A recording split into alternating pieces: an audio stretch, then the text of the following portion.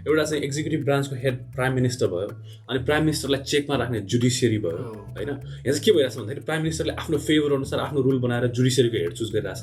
अब जुडिसियरीको हेडले चाहिँ अब प्राइम मिनिस्टरलाई चाहिँ अब फेभर रिटर्न गर्छ कि गर्दैन भन्ने कुरा हो। सो त्यो चाहिँ मेरो एङ्गल हो है यसमा। देशको पोलिटिकल स्पेक्ट्रम सोसल स्पेक्ट्रममा चाहिँ सरकार मात्र हाइएस्ट मोरालिटी भएको निकाय हुने भयो होइन। नियत भनेको बालनको मात्र ठिकै छ, अरू सबै अपोजिङ भोइसको नियत ठिक छैन भन्ने कुरा आयो, विच इज एब्सोल्युटली डेन्जरस। सरकारलाई फाइदा हुने तरिकाले टेन्डर बनाइन्छ कि त्यो टेन्डर पाउने संस्थालाई फाइदा हुने तरिकाको टेन्डर बनाइन्छ है। अब इक्जाम्पलको लागि चाहिँ यो टेन्डर चाहिँ 20 करोडको हो तर पैसा धेरै खर्च भयो भने हामी सरकारसँग माग्छौँ भन्ने खाले टेन्डर बनाइन्छ कि सरकारले यो योजना 20 करोडको हो, 20 करोडभन्दा भएन भने तिमीहरूले जसरी बनाउँछौ टेन्डर हाल्ने बेला विचार गर है भनेर चाहिँ सरकारले चाहिँ त्यसरी गर्छ र सरकार चाहिँ यो दोस्रो मोडलमा गएको देखिन्छ। सम्पत्ति शुद्धिकरणको तेस्रो संशोधन अध्यादेश हो यो। अवैध धनलाई रोक्न र नेपाललाई अन्तर्राष्ट्रिय आर्थिक मापदण्डमा खरो उतार्न जुन चाहिँ फाइनेन्सियल बेन्चमार्कहरू छ हामी ग्रे लिस्टमा पनि परेका छौँ, यो गर्न चाहिँ स्विफ्ट गतिमा काम गर्नलाई सम्पत्ति शुद्धिकरण अध्यादेश आएको छ। नमस्ते and welcome to the third and hopefully the best episode of Kesha covers. मेरो नाम विशाल। नमस्कार, म सुबोध। आज पनि सुबोधमा फेरि यो हप्ताको नेपालको प्रमुख समाचारहरू र उल्लेखनीय समाचारहरू चाहिँ तपाईँहरूसँग चर्चा गर्न फर्केर आइसकेका छौँ। यो हप्ता समाचारमा सबैभन्दा धेरै रहेको विषय चाहिँ कोट्याएर हेरिराख्नु पर्दैन, सबैको पत्र पत्रिकादेखि लिएर टिभीहरूमा पनि यो समाचार सुनिराख्नु भएको होला। विषय हो अध्यादेशको। सुबोध, अध्यादेशको के छ खबर? नेपाल सरकारले 8वटा अर्डिनेन्सेसहरू अध्यादेशहरू राष्ट्रपति समक्ष पुर्याएको छ र ती सबै अध्यादेशहरू पारित भइसकेका छन्। संवैधानिक परिषदको अध्यादेश सरकारले राष्ट्रपति समक्ष पठाएर र राष्ट्रपतिले चाहिँ त्यो फेरि सरकारलाई पुनर्विचार गर्न पठाएको फिर्ता पठाएको अवस्था थियो, तर government send it back as it is अनि राष्ट्रपतिले त्यसलाई पनि पारित गरेका छन्। त्यो पहिलो अध्यादेश भयो र सबैभन्दा बढी समय हामीले त्यसमा बिताउँछौँ। यस, र त्यसपछिका अरू 7वटा अध्यादेश पनि छन्। यस, हट टपिक बिहान अब यहाँ अस्ट्रेलियामा बिहान 8 बजेको छ, त्यही भएर उठ्दा उठ्दैको समाचार चाहिँ डाक्टर मनोज कुमार शर्मा प्रधान न्यायाधीशमा सिफारिस हो। तर त्योभन्दा पहिला as Vishal said will start with constitutional council. त्यो अध्यादेशको इम्पोर्टेन्स के हो, किन चाहिएको थियो र अब त्यसमा रिस्क्सहरू ड्रब्याक्सहरू के हुन्छ, विल जस्ट ब्रिफली डिस्कस त्यसमा। यसमा जानुभन्दा पहिला चाहिँ म 2 मिनट चाहिँ ब्रिफली अध्यादेशको इतिहास के हो, कहाँबाट आएको हो र यो सरकारले चाहिँ यो अध्यादेश मार्फत आदेशहरू लिएर आउँदाखेरि चाहिँ सरकारको चाहिँ स्पष्टीकरण के छ, सरकारले के भन्दैछ भन्ने कुरा सुरु त्यहाँबाट गरौँ। सो अध्यादेश अर्डिनेन्सको इतिहासको कुरा गर्ने पर्दाखेरि चाहिँ हामी आजभन्दा 200-300 वर्ष अगाडि चाहिँ भारतको ब्रिटिस इन्डियामा जान जरुरी छ। त्यति बेला उनीहरूको विभिन्न तरिकाले शासन गर्ने उनीहरूको पद्धति थियो र केही ठाउँमा चाहिँ त्यही ठाउँका स्थानीय नेताहरूलाई चाहिँ कर उसुल गर्न दिने र उनीहरू मार्फत चाहिँ आफूले चाहिँ राज गर्ने पनि गर्थे। र बिस्तारै बिस्तारै जब भारतमा चाहिँ ब्रिटिसहरूप्रति चाहिँ घृणा र ब्रिटिसहरूप्रति चाहिँ अब उनीहरूलाई देशबाट हटाउनुपर्छ भन्ने चाहिँ सेन्टिमेन्ट जाग्न थाल्यो, तब बिस्तारै ब्रिटिसहरूले चाहिँ अलिअलि पावर दिउँ न त यिनीहरूलाई, अलिअलि चेन्ज गर्यो भने केही राम्रो हुन्छ कि भनेर चाहिँ उनीहरूले लजहरू चेन्ज गर्न थाले। त्यो ल्याउँदै गर्दाखेरि चाहिँ त्यतिखेर चाहिँ ब्रिटिस इन्डिया चाहिँ राज गर्ने ठुला ठुला ब्रिटिस पदाधिकारीहरूले के भन्यो भन्दाखेरि चाहिँ यो सबै न्याय कानुन बनाउन सक्ने हामीले हक उनीहरूलाई दिने हो भने त एक दिन उनीहरूले जे पनि गर्न सक्छन्। यी मान्छे त हामीभन्दा तल्लो वर्गका मान्छे हुन्, यिनीहरूले त हामी जतिको त जान्न सक्दैनन्। त्यही भएर एउटा विशेष अर्डिनेन्स भन्ने चाहिँ एउटा कानुन बनाऊ, जुन कानुन चाहिँ उनीहरूले जे भने पनि लास्टमा चाहिँ फाइनल रुल चाहिँ हामीसँगै हाम्रै ब्रिटिस मान्छेहरूसँगै हुन्छ भनेर चाहिँ उनीहरूले त्यति बेला भारतीयहरूलाई नपत्याएर अल्टिमेट फाइनल स्टेज चाहिँ आफूले राख्नको लागि चाहिँ बनाएको चाहिँ एउटा लिगल इन्स्ट्रुमेन्ट रहेछ। र बिस्तारै समय कालखण्डमा राजा महेन्द्रले चाहिँ नेपाल भित्राए अर्डिनेन्स है। त्यहाँदेखि सुरु भएको इतिहास। अब सबै प्रधानमन्त्रीले अध्यादेश जारी गरेको चाहिँ हामीले देखिन्छ। केपीले पनि विभिन्न अध्यादेश गरे अहिले प्रधानमन्त्री बालेनभन्दा पहिला, र अहिले चाहिँ अब बालेनको सरकारले पनि अध्यादेश मार्फत चाहिँ 7-8वटा अध्यादेश चाहिँ सिफारिस गरेर राष्ट्रपतिले चाहिँ त्यसलाई जारी गरिसक्नु भएको छ। त्यो भयो इतिहास। र अब सरकार के भन्छ त है, अर्डिनेन्स भन्ने कुरा छ र कानुनमा व्यवस्था त्यसको छ। सरकारले चाहिँ हामीले किन यसलाई चाहिँ परिचालन गरियो भन्दाखेरि चाहिँ एकजना ट्विटरमा एकजना हाम्रो ट्विटरको युजर लेख्नुहुन्छ, कानुन मन्त्रीले चाहिँ अध्यादेश जनताको हितमा छिटो काम गर्न ल्याइएको हो है, सो टाइमको अर्जेन्सीले र जनताको लागि ल्याइएको हो भन्ने कुरा छ। अब क्विकली एउटा चाहिँ कन्स्टिट्युसनल बेसिस चाहिँ हेर्दाखेरि चाहिँ अध्यादेश को बारेमा के लेखाएको छ भन्दाखेरि चाहिँ संविधानको धारा 114मा चाहिँ अध्यादेश भनेको चाहिँ संसद नबसेको अवस्थामा र केही आपतकालीन काम गर्नुपर्ने अवस्थामा, त्यो दुईवटा क्राइटेरियाको अवस्थामा चाहिँ प्रधानमन्त्रीलाई चाहिँ जारी गर्ने चाहिँ शक्ति दिएको छ, परम शक्ति दिएको छ है। सो त्यो चाहिँ अध्यादेशको बारेमा छोटो एउटा चाहिँ ब्याकग्राउन्ड सहित। अब हामी जाउँ कन्टेन्ट्स अफ यो संवैधानिक परिषदको अध्यादेशमा। Just on that as well. तर यो भन्दै गर्दा क्लियर गर्नुपर्छ, राजाको पालामा भन्दा अहिले चाहिँ अध्यादेश प्रधानमन्त्रीको अधिकार हो, राष्ट्रपतिको होइन। राष्ट्रपतिले त्यसलाई नस्वीकार्न सक्ने प्रावधान छैन, राष्ट्रपतिले त्यसलाई पारित गर्नैपर्छ। यहाँसम्म कि यो अहिले जुन चाहिँ अहिले मैले स्क्रिनमा देखाइरहेको राष्ट्रपतिले फिर्ता गरेको संवैधानिक परिषद सम्बन्धी अध्यादेश छ, यो पनि संविधानमा व्यवस्था छैन। यो व्यवस्था चाहिँ कसरी बुझिएको छ भन्दाखेरि धारा 113मा जुन चाहिँ सामान्यतया नेपालमा ऐन कानुन बन्छ नि, एउटा संसदमा चाहिँ छलफल भएर, त्यो धारा 113मा चाहिँ राष्ट्रपतिले एकचोटिसम्म फिर्ता पठाउन पाउने भनेर चाहिँ लेखेको रहेछ। धारा 114मा केही पनि लेखेको छैन। तर पहिले राष्ट्रपति पौडेलले नै उहाँले चाहिँ धारा 14 पनि यही संवैधानिक परिषद सम्बन्धी आउँदाखेरि चाहिँ ओलीको पालोमा धारा 113 को मर्म अनुसार चाहिँ फिर्ता पठाएका थिए। नत्र भने राष्ट्रपतिलाई यो हक छैन प्रधानमन्त्रीले पठाएको सिफारिस गरेको अध्यादेशलाई फिर्ता पठाउनको लागि, र मात्रै 113 को सिस्टम 114मा पनि लागू गरौँ न त भन्ने किसिमले चाहिँ त्यो एउटा कन्भिनियन्सको रूपमा चाहिँ युज गरिएको हो त्यो। यस, अनि विशालले भने जस्तै इमर्जेन्सी मेजर्समा मात्र ल्याउने अध्यादेश अस्ट्रेलिया जस्तो देशमा किन छैन भनेर हेर्दाखेरि चाहिँ more or less rule of law चल्छ अस्ट्रेलियामा। सिस्टम यति राम्रोसँग बसिसकेको छ, they can wait for periodic संसदको अधिवेशन। उनीहरू चाहिँ कुर्न सक्छन्, संसदको अधिवेशन कुर्न सक्छन्, राम्रो thoroughly upper house, lower house, upper house यहाँ पनि छ, प्रधानमन्त्री हाम्रो जस्तै सिस्टम छ। त्यही भएर यहाँ चाहिँ राजालाई पठाउने भन्ने पनि हुँदैन, even if monarch head of the country भए पनि त्यस्तो हुँदैन। त्यही भएर सो यहाँ पनि के हुन्छ भन्दाखेरि गभर्नर जेनरलले चाहिँ फाइनल भाउच गर्नै पर्छ। गभर्नर जेनरलले चाहिँ राजाको प्रतिनिधित्व गर्दै त्यो जब चाहिँ संसदबाट प्रधानमन्त्रीबाट सबैबाट चाहिँ पारित भइसकेपछि एउटा फाइनल एउटा स्टेप मात्रै हो। तर त्यो कहिले पनि गभर्नर जेनरलले यो भएन सच्याएर ल्याऊ भनेर भनेको इतिहासै छैन। 40-50 वर्ष अघि एकचोटि गरेका थिए रे, त्यसपछि किटिङको पालोमा गरेका थिए क्या गभर्मेन्ट डिजल्भ गर्ने, but that is considered a black day of democracy for Australia. यहाँ पनि एकदमै एनिभर्सरी मनाएर त्यसलाई चाहिँ लुक ब्याक गर्छन् मान्छेहरूले, इट्स अ बिग थिङ। अनि महत्त्वपूर्ण कुरा के हो भन्दाखेरि चाहिँ यहाँ पनि गभर्नर जेनरलले चाहिँ त्यो सही गर्ने चाहिँ लास्टमा चाहिँ चलन भए पनि प्रधानमन्त्रीले चाहिँ संसद छलेर आफूले नै डाइरेक्ट गभर्नर जेनरललाई चाहिँ अध्यादेश लान चाहिँ व्यवस्था छैन, संसदबाटै जानुपर्छ। संसदले पास गरेको ललाई चाहिँ गभर्नर जेनरलले साइन गर्ने हो। अहिलेसम्म फिर्ता गरेको कुरामा चाहिँ कुरा गऱ्यौँ होइन, फिर्ता चाहिँ राष्ट्रपतिले गर्नुभयो, त्यसको अफिसियल व्यवस्था चाहिँ थिएन, तर चाहिँ बुझेर कन्भिनियन्सको आधारमा 113 को धाराको अनुसारले चाहिँ गर्नुभयो होइन। तर फेरि पछि सरकारले त्यही अध्यादेश त्यही शब्दहरू फेरि पठायो। अनि के भयो सुबोध? के अब यो अध्यादेशमा के छ भनेर भन्दाखेरि संवैधानिक परिषदमा 6 जना हुन्छन्, प्रधानमन्त्री एज अ चेयरपर्सन, लोअर हाउसको प्रतिनिधि सभाको सभामुख, प्रतिनिधि सभाको उपसभामुख, राष्ट्रिय सभाको अध्यक्ष, प्रधान न्यायाधीश र अपोजिसन को leader of the opposition party.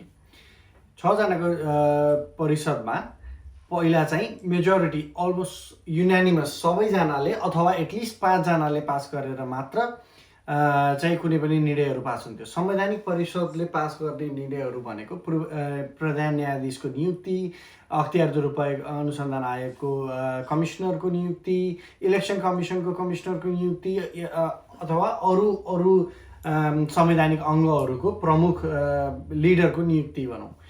यो एकदमै इम्पोर्टेन्ट नियुक्ति भएको भएर कन्सेन्सस हुन जरुरी छ सबैतिरबाट, ताकि हाम्रोमा चाहिँ कस्तो भयो भने कन्सेन्सस पहिला ओली र देउवाहरू चाहिँ देउवा चाहिँ आउँदै नआउने एउटा इन्सिडेन्स भएको थियो, मिटिङमा आउँदै नआउने, त्यो भएर एकदमै road block, massive road block.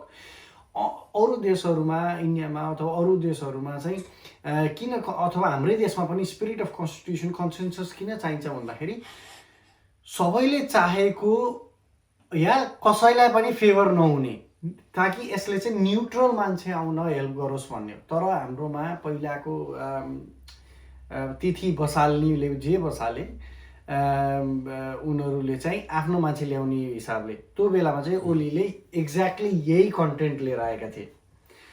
अब अरू अध्यादेशहरूमा चाहिँ रवि लामिछाने अथवा सरकारतर्फकोबाट चाहिँ इन्टेन्ट र कन्टेन्ट फरक छ हाम्रो भनेर आएको थियो सुरुमा। तर यो अध्यादेशमा चाहिँ कन्टेन्ट उही छ, इन्टेन्ट हामीले कुर्नुपर्ने छ। सो अब संवैधानिक परिषद यो भइसकेपछि अबको यो अर्डिनेन्स पास भयो, यसले के भन्छ भन्दाखेरि कोरम चाहिँ 4 जना भए पनि अरू आउँदैनन् भने they should not get a voice. यो चाहिँ एक हिसाबले अब आउँदै इग्नोर गर्छौ भने why should you get a voice, अथवा अर्को एङ्गलबाट हेर्ने हो भने चाहिँ 4 जना भए पनि र सिम्पल मेजोरिटी 3 जना, 4 जना उपस्थिति छन्, 3 जनाले पारित गर्न सक्ने भए एनी डिसिजन, अथवा 6 जना भए पनि सिम्पल मेजोरिटी 3 जनाले with veto power with the government हैन। अब यसले चाहिँ गभर्मेन्टले चाहेको बेनिफिट्सहरू we can discuss that. Anything on this विषय? मलाई चाहिँ एकदम इन्ट्रेस्टिङ लागेको एस्पेक्ट के हो भन्दाखेरि चाहिँ संवैधानिक परिषदले प्रधान न्यायाधीशलाई चाहिँ सिफारिस गर्छ र गरि पनि सकेका छ आज हामीले यो रेकर्ड गर्ने बेलामा। र सरकारले कसरी गर्दैछ त प्रधान न्यायाधीशलाई चाहिँ सिफारिस भन्दाखेरि संवैधानिक परिषदको नियम अध्यादेश मार्फत परिमार्जन गरेर चाहिँ गर्दैछ है। अब फेरि अब संवैधानिक परिषदको अध्यादेश लिएर आएर परिमार्जन गरेर गर्दाखेरि मानव भोलि सर्वोच्चमा मुद्दा पर्यो है, सर्वोच्चमा कसैले चाहिँ सरकारले संवैधानिक परिषद सम्बन्धी ल्याएको अध्यादेश गैर कानुनी छ भनेर रिट जाहेर गर्यो भने प्रधान न्यायाधीश त सरकारले नै तोकेको मान्छे छ त्यहाँ है। प्रधान न्यायाधीशले हो आफ्नो चाहिँ जिम्मेवारी एकदम निष्पक्ष रूपमा चाहिँ निभाउनु होला है, यो प्रधान न्यायाधीशले निभाउनु होला। तर भविष्यमा आउने सरकारहरूले लिएर आएको यही अध्यादेश फेरि पास गरेर आफ्नै तरिकाले प्रधान न्यायाधीश लिएर आउँछन् भने भोलि त्यो प्रधान न्यायाधीश सरकारले ल्याएको अध्यादेशको विरोधमा बोल्न सक्छ त है। त्यो एउटा कुरा भयो, कन्फ्लिक्ट अफ इन्ट्रेस्ट हुने कुरा भयो। किनभने यदि हामीले चाहिँ अध्यादेशको बारेमा चाहिँ अलिकति राम्रोसँग हेरिन्छ भने अध्यादेशलाई चाहिँ प्रधानमन्त्रीले सिफारिस गरिसकेपछि अरू केही रोकटोक गर्न मिल्ने हाम्रो संविधानमा व्यवस्था छैन। त्यो सिधै गएर चाहिँ एउटा ऐन जस्तै बराबरको चाहिँ उसले चाहिँ पाउँछ होइन, कानुनी चाहिँ मान्यता पाउँछ। र मात्रै पुसब्याक गर्न सक्ने भनेको फेरि संसद बसिसकेर छलफल गरेर होइन यो भएन भनेर कि त त्यो अध्यादेशलाई ल्याप्स गराउन सकिन्छ, कि त कोही नागरिक अथवा कोही पनि हाम्रो समाजमा भएका मान्छेले सर्वोच्चमा गएर चाहिँ रिट जाहेर गरेर गर्न सकिन्छ। र रिट जाहेर गरेर गर्दाखेरि चाहिँ प्रधान न्यायाधीशले कसरी चाहिँ असेस गर्छन् त यो कुरा चाहिँ संविधानमा लेखा जस्तै आवश्यक थियो र एउटा आपतकालीन थियो र संविधान के अरे संसद चाहिँ सिटिङ थिएन भनेर चाहिँ प्रुभ गर्न सक्नु पर्यो नि त हैन। त्यो प्रुभ गर्ने बेलामा चाहिँ सर्वोच्चले कसरी के मापदण्ड लगाउँछ, कसरी हेर्छ भन्ने कुरा पनि मलाई चाहिँ एकदम इन्ट्रेस्टिङ लागिरहेछ है। सो त्यो दुईटा कुरा हो यो संवैधानिक परिषद सम्बन्धी अध्यादेश। किनभने अब यो एउटा चाहिँ एक्जिक्युटिभ ब्रान्चको हेड प्राइम मिनिस्टर भयो, अनि प्राइम मिनिस्टरलाई चेकमा राख्ने जुडिसियरी भयो हैन। यहाँ चाहिँ के भइरहेछ भन्दाखेरि प्राइम मिनिस्टरले आफ्नो फेभर अनुसार आफ्नो रुल बनाएर जुडिसियरीको हेड चुज गरिरहेछ। अब जुडिसियरीको हेडले चाहिँ अब प्राइम मिनिस्टरलाई चाहिँ अब फेभर रिटर्न गर्छ कि गर्दैन भन्ने कुरा हो। सो त्यो चाहिँ मेरो एङ्गल हो है यसमा चाहिँ। होइन एक्ज्याक्टली जुडिसियरी मात्र होइन, यहाँ त सरकारलाई चेक एन्ड ब्यालेन्सेसमा राख्ने सम्पूर्ण संवैधानिक निकायहरू इन्डिपेन्डेन्ट हुन्छ। बट अब एक्ज्याक्टली कन्टेन्ट एउटै छ, अब इन्टेन्ट हामीले कुर्दिनु पर्यो, इन्टेन्ट चाहिँ के हो भनेर कुर्दिनु पर्यो। बट इन्टेन्ट पनि यदि कुनै गभर्मेन्टले चाहिँ चेक्स एन्ड ब्यालेन्सेसमा बिलिभ गर्दैन भने त्यसको इन्टेन्ट पनि कसरी कसरी चाहिँ शङ्काको सुविधा कसरी दिने, बिकज एक्सन त भइगयो होइन। पोजिटिभ पार्टमा हो, महिनौसम्म यत्रो संवैधानिक इम्पोर्टेन्ट देशै रोकिने हिसाबको संवैधानिक निकायका नियुक्तिहरू रोकिदिन सक्थे विपक्षीहरूले होइन। तर त्यो भन्दै गर्दाखेरि चाहिँ विपक्षीलाई अथवा कन्सेन्ससलाई, अरू अपोजिङ भोइसेसलाई सुन्दै नसुनिकन एकतर्फी यस्तो इम्पोर्टेन्ट डिसिजन्सहरू गर्नुमा चाहिँ धेरै ठुलो डेमोक्रेटिक डिसिप्लिनको क्वेसन उठ्न जान्छ यसमा चाहिँ। अब नियतिकै कुरामा त अब गगन थापाले पनि हामी बदलिएको काङ्ग्रेस हो भन्दैछन्, उनीहरूको नियतिमा पनि त बेनिफिट डाउट, उनीहरूले पनि त नराम्रो नगर्लान् भन्नु पऱ्यो कि त। अब कि त सत्य सरकार मात्र हो र यसले चाहिँ अझै नराम्रो प्रेसिडेन्स के, यो आफ्नो टेक्निकल कुरा त छँदैछ, तर अझै नराम्रो के छ भने देशको पोलिटिकल स्पेक्ट्रम, सोसल स्पेक्ट्रममा चाहिँ सरकार मात्र हाइएस्ट मोरालिटी भएको निकाय हुने भयो होइन। नियत भनेको बालनको मात्र ठिकै छ, अरू सबै अपोजिङ भोइसको नियत ठिक छैन भन्ने कुरा आयो, विच इज एब्सोल्युटली डेन्जरस। एकदमै खतरनाक माइन्डसेट जनतामा पनि जान सक्ने सम्भावना हुन्छ यसले चाहिँ। त्यही त। अनि अर्को कुरा के हो भने अब सेन्सिटिभिटीको इस्युले हेर्ने हो भने अब संवैधानिक परिषद सम्बन्धीको अध्यादेश नै अब एकदमै सेन्सिटिभ अध्यादेशहरू मध्ये पर्छ होला, र त्यसमा पनि अब 3 जनाले भोट गरे हुने भनेर चाहिँ अलमोस्ट त्यो डेमोक्रेटिक प्रोसेसलाई नै चेन्ज गर्न चाहिँ अध्यादेशले टार्गेट गरेको छ होइन। अनि अर्को कुरा चाहिँ मलाई चाहिँ लगभग पक्का छ कि हामीले अहिलेसम्म देखेका अध्यादेशहरू मात्रै यो बालन सरकारको अन्तिम अध्यादेश हुनेवाला छैन है। हामी प्रोबेबली दर्जनौँ नभए चाहिँ 100औँ अध्यादेश पनि देख्न सक्छौँ अब आउने चाहिँ महिना वर्षहरूमा। अब कुरा के रह्यो भन्दाखेरि चाहिँ संविधानले व्यवस्था गरेको छ, प्रधानमन्त्रीले अध्यादेशको चाहिँ पावर दिएको छ है। अनि प्रधानमन्त्रीले सिफारिस गरेपछि चाहिँ राष्ट्रपतिले त्यसमा केही भन्न सक्ने ठाउँ पनि छैन। मन्त्री परिषद भनेको त अब प्रधानमन्त्रीकै आफ्ना चाहिँ दाजुभाइ दिदीबहिनीहरू भइहाले भनेपछि त प्रधानमन्त्रीले जे पनि गर्न मिल्ने रहेछ, र गरिसकेपछि त्यसको एटलिस्ट संसद त्यसपछि बसेको 60 दिनपछि मात्रै अटोमेटिक ल्याप्स हुने रहेछ होइन। सो प्रधानमन्त्रीले आफ्नै डिसिजनमा देशको कुनै पनि संवैधानिक परिषद जस्तो काउन्सिललाई पनि चेन्ज र एड्याप्ट गर्न सक्छन् भने उनले त धेरै कुरा गर्न सक्छन्। अब यसबाट चाहिँ क्वेसन के आयो भन्दा एउटा चाहिँ अथोरिटेरियनिजम होइन, अथोरिटेरियनिजमतिर हामी जान्छौँ कि भन्ने कुरा हो है। पावरले मान्छेलाई करप्ट गर्छ र यो भनेको एकदम एब्सोल्युट पावर हो हामीले चाहिँ एक्जिक्युटिभलाई दिएको। अनि अन द फ्लिप साइड हामी चाहिँ के पनि हो भन्दाखेरि चाहिँ सबै नेपालीहरूले चाहिँ अहिले के पनि सम्झिन आवश्यक छ भन्दाखेरि आजभन्दा 6-7 महिना अगाडिसम्म ओली सरकार हुने बेलासम्म कसैलाई केही कुरा पनि चित्त बुझाएको छैन। युनिभर्सिटी पनि भएन, यो पोलिटिक्स पनि भएन, यो चाहिँ संवैधानिक परिषदले पनि नचाहिने कुरा गर्यो, त्यहाँ पनि नातावाद भयो। युनिभर्सिटीहरूमा पनि सबै ठाउँमा चाहिँ शैक्षिक संस्थाहरूमा चाहिँ सबै आफ्नो पार्टीका झोलेर राखेका छन् भनेर चाहिँ सबै जनताले कति विरोध गर्थे, कति चाहिँ एङ्गर देखाउँथे होइन। र त्यसलाई चाहिँ डिरेक्टली एड्रेस गर्नको लागि सबभन्दा मोस्ट एफिसियन्ट र डाइरेक्ट वे चाहिँ प्रधानमन्त्रीसँग भएको पनि यही हो उनीहरूलाई होइन। सो एकदमै टु एक्सट्रिम्स लाई चाहिँ एक्सप्लेन गर्न मिल्छ होइन। अब एक्चुली प्ले आउट हुँदा के हुन्छ भन्ने कुरा हो, तर डेफिनेटली हामीले चाहिँ अन्तिम अध्यादेश देखिसकेका छैनौँ र अझै पनि जनतामा चाहिँ आक्रोश हुने खाले अध्यादेश अझै आउन बाँकी नै छन् जस्तो लाग्छ मलाई चाहिँ। अनि एक हिसाबले क्लिन स्विप जरुरी थियो जुन 1500 जना पोलिटिकल नियुक्तिहरू गरे, बट यो सबै एकैचोटि बर्खास्त गर्नभन्दा पहिला जनतालाई चाहिँ सरकारले यो this is about a different ordinance, जनताले चाहिँ कसरी भरिन्छ त नि। अब यो ल ठिकै छ पोलिटिकल नियुक्ति त हटाइयो, अब कसरी भरिन्छ त्यो पहिला गर्नुपर्ने काम, पहिला डिस्ट्रोय एन्ड देन प्लान भन्दा पनि plan and destroy and rebuild हुनुपर्ने प्रक्रिया र प्लानिङको फेज चाहिँ अलिकति सरकारले एकदमै छिटो गरेको।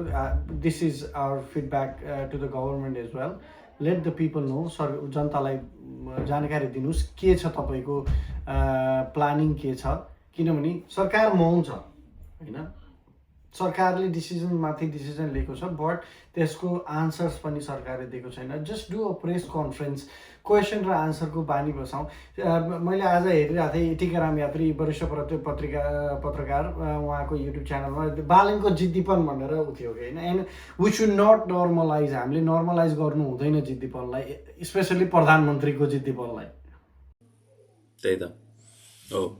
अध्यादेशले अब अहिले चाहिँ हामीले 1594 जनाको पदमुक्त गरेको कुरा छ होइन। अब त्यो मैले यहाँ अलिकति यहाँ राखेको पनि छु, कस्ता कस्ता मान्छेहरूले चाहिँ जागिर गुमाए भनेर होइन। अब जस्तो अब विभिन्न प्रतिष्ठान र अस्पतालहरूमा चाहिँ निर्देशकहरू चाहिँ निकालिएको थियो, अहिले चाहिँ अब टेम्पोरेरी रूपमा चाहिँ भरिएको रहेछ।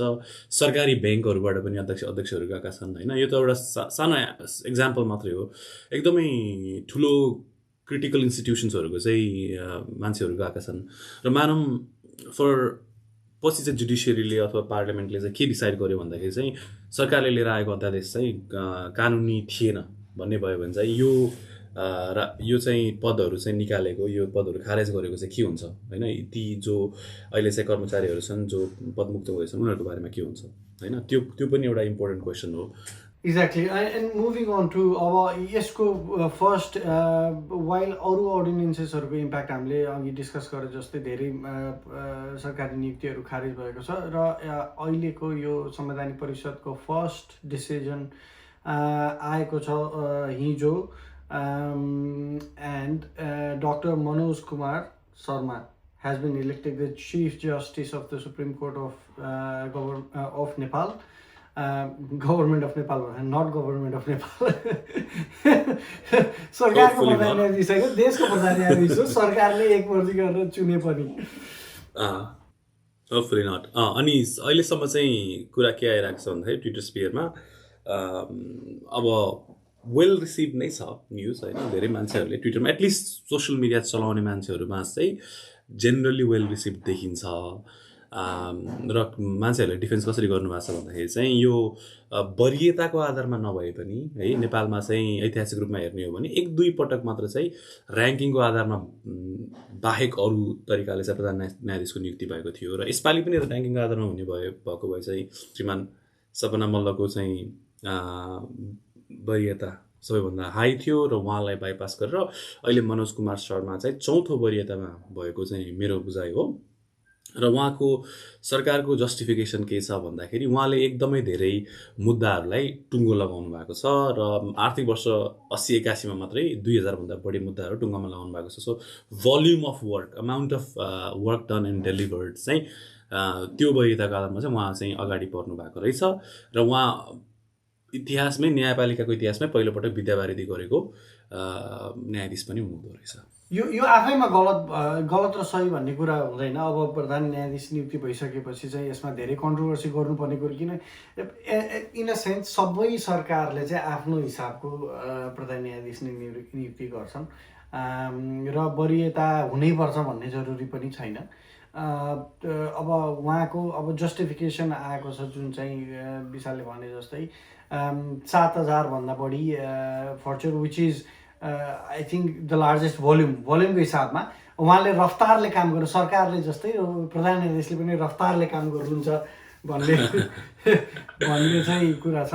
अब समयले बताउला रफ्तारले गर्दैमा राम्रो हुन्छ भन्ने नि छैन होइन। अब केस इन पोइन्ट सुकुम्बासीको इस्यु, क्वान्टिटी अफ वर्क चाहिँ छ, क्वालिटी अफ वर्क चाहिँ डिटेल एनालिसिस अब कसैले गर्यो भने अथवा पछि आउँदै गर्ला समाचारमा पनि उहाँले गरेका। तर अब चाहिँ धेरै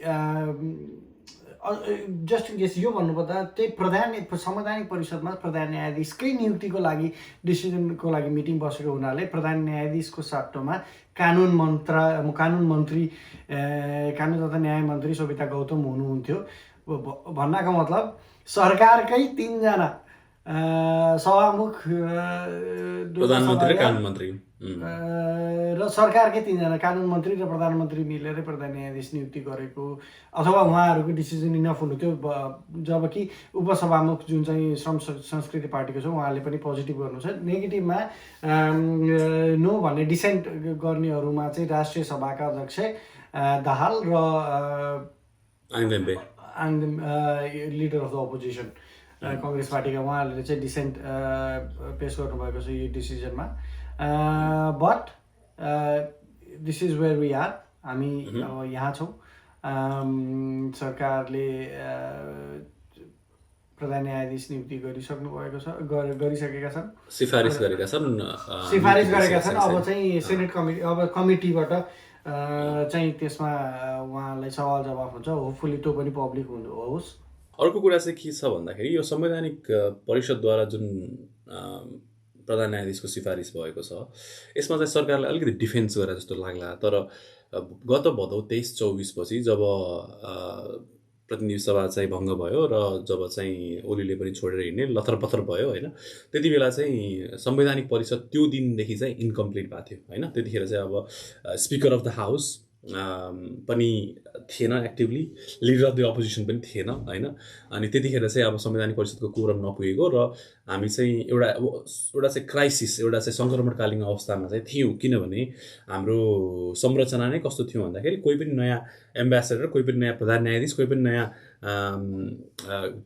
यो हाम्रो चाहिँ निर्वाचन आयोगको चाहिँ कमिसनर चुज गर्न नसक्ने अवस्थामा थियो त्यो पनि एउटा आफैमा क्राइसिस हुन चाहिँ होइन त्यो क्राइसिसको जस्टिफिकेसनले चाहिँ सरकारले चाहिँ यो ओर्डिनेन्स थ्रु लिएर आयो भनेर चाहिँ त्यो क्राइसिस स्टेप चाहिँ टिक गर्न मिल्छ तर के कुरा चाहिँ टिक गर्न मिल्दैन भन्दाखेरि सरकारले सुरुमा चाहिँ संसदको अधिवेशन बोलाएर अनि त्यसपछि क्यान्सल गरेर अनि त्यसपछि अध्यादेश लिएर आएको नि यो सिक्वेन्स अफ इभेन्टले के देखाउँछ भन्दाखेरि चाहिँ यो चाहिँ आपतकालीन कुरा होइन सरकारले आफूले के सोच्यो भन्दाखेरि चाहिँ ल संसदको एउटा अधिवेशन बोलाएर छलफल गरेर लैजाऊँ न त यो कुरालाई भन्ने सोच्यो र सोच्नुको मतलब त्यत्तिको अर्जेन्सी रहन्छ भन्ने सिग्नल बुझिन्छ त्यहाँ अनि पछि चाहिँ होइन योभन्दा छिटो त यसरी पो हुँदो रहेछ भनेर चाहिँ अनि अध्यादेशको बाटो गएको भएर चाहिँ त्यहाँबाट चाहिँ अब सरकारलाई चाहिँ त्यहाँ प्रश्न गर्ने ठाउँ छ तर साँच्चीकै नै संवैधानिक परिषद चाहिँ इन्कम्प्लिट थियो र एउटा राष्ट्रको लागि चाहिँ एउटा क्राइसिस नै थियो त्यो चाहिँ तर अहिले जुन बेलामा अर्डिनेन्स आयो त्यो बेलामा चाहिँ फेरि प्रधान न्यायाधीश बाहेक अरू सबै संवैधानिक परिषदका सदस्यहरू नियुक्ति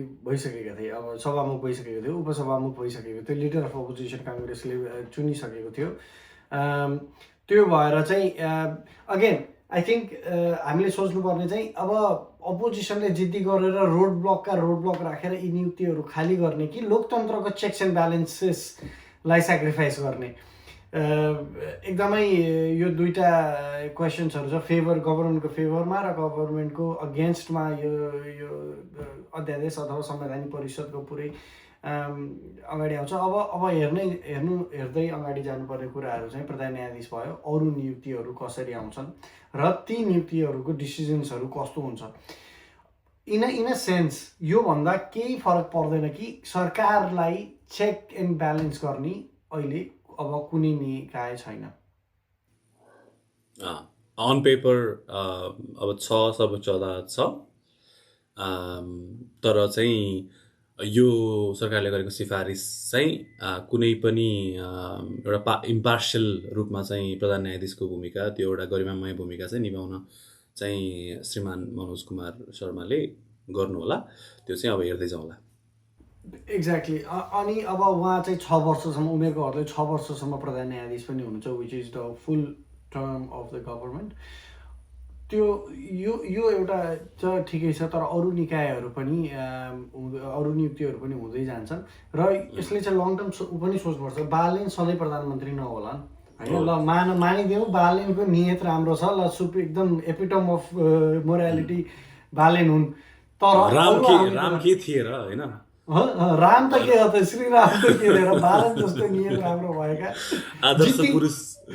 जित्ती भए पनि नियत राम्रो भएका लोकतन्त्रलाई अलिकति पनि काँडा नबिजाउने नेता तर बालन जस्ता अरू नेता नहुन सक्छ नहोलान् र अहिले चाहिँ हामीले प्रधानमन्त्री बालनले एउटा नजिर एउटा चाहिँ सेट गरिदिनु भएको छ यो पनि ब्रिफली गरौँ हामीले अरू समय पनि सम्पत्ति शुद्धिकरणको तेस्रो संशोधन अध्यादेश हो यो अवैध धनलाई रोक्न र नेपाललाई अन्तर्राष्ट्रिय आर्थिक मापदण्डमा खरो उतार्न जुन चाहिँ फाइनेन्सियल बेन्चमार्कहरू छ हामी ग्रे लिस्टमा पनि परेका छौँ यो गर्न चाहिँ स्विफ्ट गतिमा काम गर्नलाई सम्पत्ति शुद्धिकरण अध्यादेश आएको छ यसको अहिले खासै नेगेटिभ्स केही छैन, पोजिटिभ यो राम्रै कुरा हो। नेपाललाई इन्टरनेसनल स्ट्यान्डर्ड्समा ल्याउनु पर्ने छ। यसको लहरू स्ट्रिक्ट हुनुपर्ने छ, सम्पत्ति शुद्धिकरणको सम्बन्धित लहरू। यसमा चाहिँ धन्यवाद नै छ।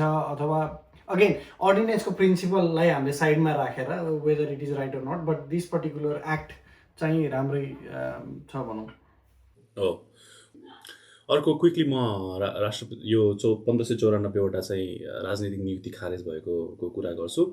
यो अध्यादेशमा चाहिँ अब सरकारले सकेसम्म छिटो समय जोगाएर राजनीतिक नियुक्तिहरू निकालेर अनि जुन देशमा चाहिँ एउटा दीर्घकालीन रूपमा चाहिँ राजनीतिक फेभर हुन्छ नि, यो नेपोटिजमको आधारमा चाहिँ मान्छेहरूलाई चाहिँ ठाउँ ठाउँमा पुर्याउने, अब आफ्नो पार्टीको आधारमा आफ्नो झोलेहरूलाई पुर्याउने चलन थियो, त्यसलाई चाहिँ एकदमै क्विकली चाहिँ डिसाइसिभ एक्सन लिने भनेर चाहिँ सरकारले त्यो एक्सप्लेनेसन दिएर चाहिँ यसरी चाहिँ लिएर आएका छन् है।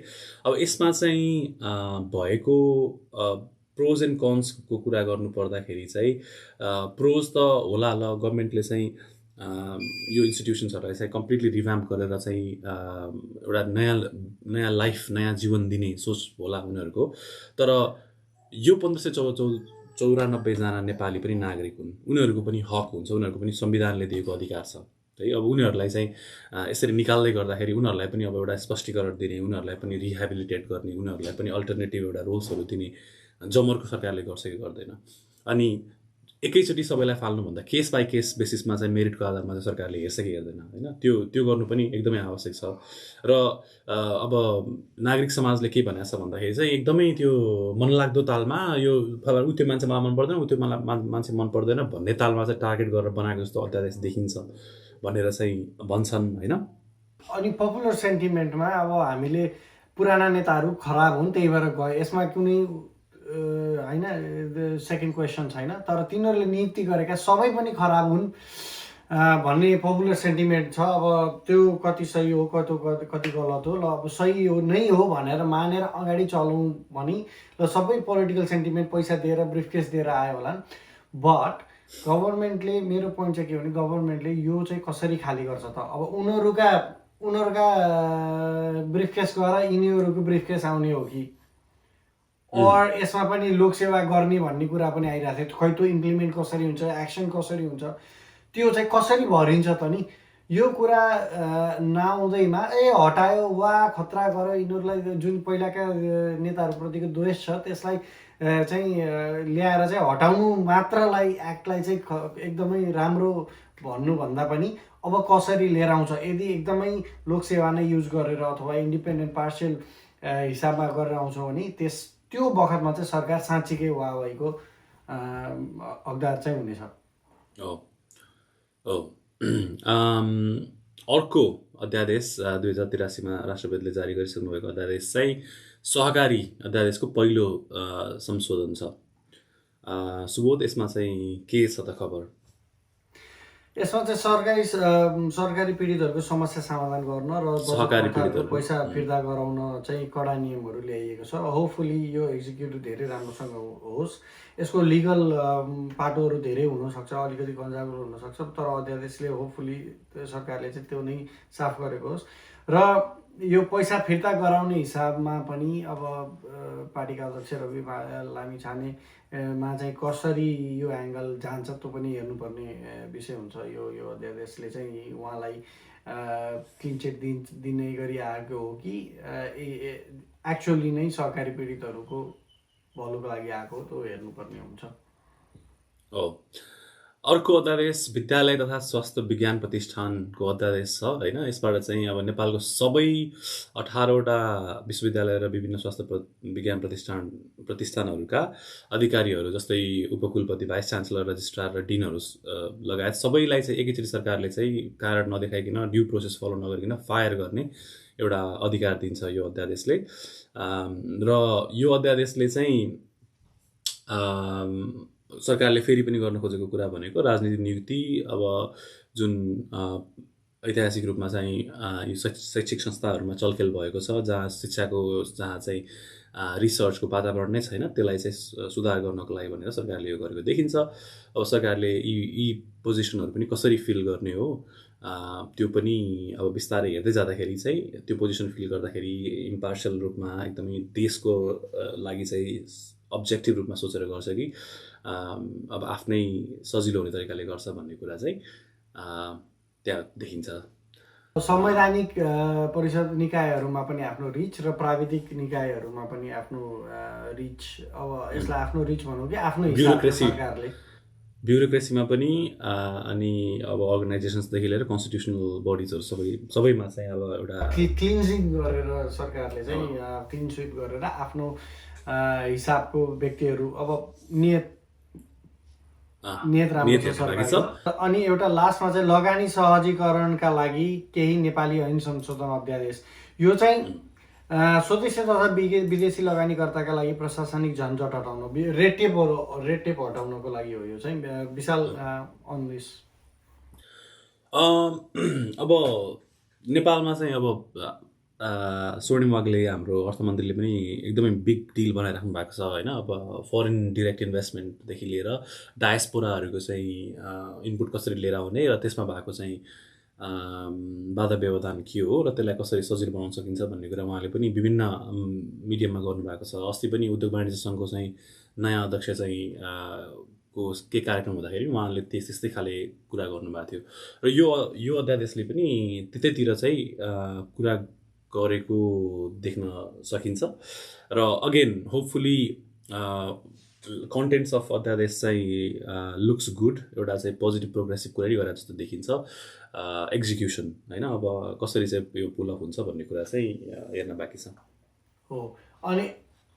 अनि दिस इज मच निडेड। नेपालमा चाहिँ फरेन इन्भेस्टमेन्ट, फरेन डाइरेक्ट इन्भेस्टमेन्टहरू हामीलाई दर्शकहरूलाई सबैलाई याद गराएको 2014मा मोदी आउँदा पनि फर्स्ट एजेन्डा चाहिँ मेक इन इन्डिया सँगसँगै एफडिआईहरू एकदमै बढाउने, लगानीको लागि इन्डिया ओपन छ भनेर चाहिँ इकोनोमीमा बुस्ट भएको थियो। त्यही भएर हामीले पनि त्यो जानुपर्छ। And this is really good. यो अब लिगल झन्झटहरू हटाएर चाहिँ लगानी भनौँ मैत्री देश चाहिँ बनाउनुपर्छ हामीले। सार्वजनिक खरिद सम्बन्धी अध्यादेश छ, त्यो चाहिँ अब नेपालमा जति पनि सरकारले टेन्डर आह्वान गर्छ ती टेन्डरहरूमा चाहिँ त्यो प्रक्रिया मापदण्डलाई चाहिँ चेन्ज गरेको छ है। अब यो टेन्डर्सहरू स्पेसल्ली चाहिँ ठुला इन्फ्रास्ट्रक्चर प्रोजेक्टहरू चाहिँ त्यो टेन्डरको डिफाइन गर्ने तरिकामा चाहिँ सरकारलाई फाइदा हुने तरिकाले टेन्डर बनाइन्छ कि त्यो टेन्डर पाउने संस्थालाई फाइदा हुने तरिकाको टेन्डर बनाइन्छ है। अब इक्जाम्पलको लागि चाहिँ यो टेन्डर चाहिँ